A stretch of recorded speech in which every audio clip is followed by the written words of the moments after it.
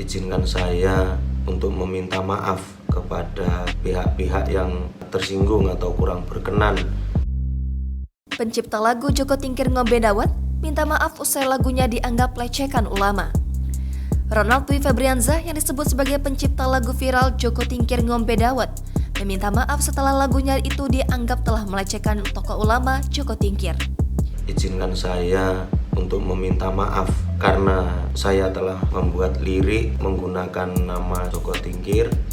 Melalui video di kanal YouTube Tamahalu 008, Ronald membuat video permintaan maaf atas penggunaan nama Joko Tingkir di lirik lagunya.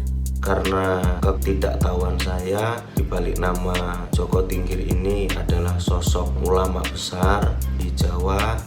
Ayah dari bocah cilik, Tamahalu yang menyanyikan lagu Joko Tingkir Ngombe Dawet itu kemudian menjelaskan bahwa sebelumnya dia sama sekali tidak tahu tentang nama ulama Joko Tingkir.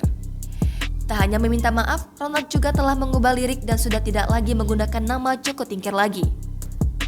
Saya juga di channel saya sudah merubah liriknya, tidak menggunakan Joko Tingkir lagi. Di akhir videonya, Ronald kembali menyampaikan permintaan maafnya untuk semua orang yang tersinggung dengan lirik lagu koplo tersebut. Sebagai informasi, Joko Tingkir dengan nama kecil Raden Mas Karebet merupakan pendiri sekaligus raja pertama Kerajaan Pajang dengan gelar Sultan Hadiwijaya.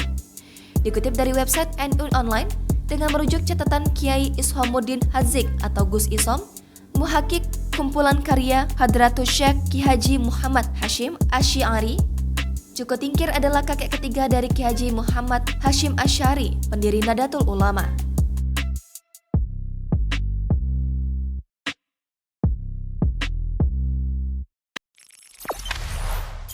Jangan lupa subscribe, share, komen, dan like ya!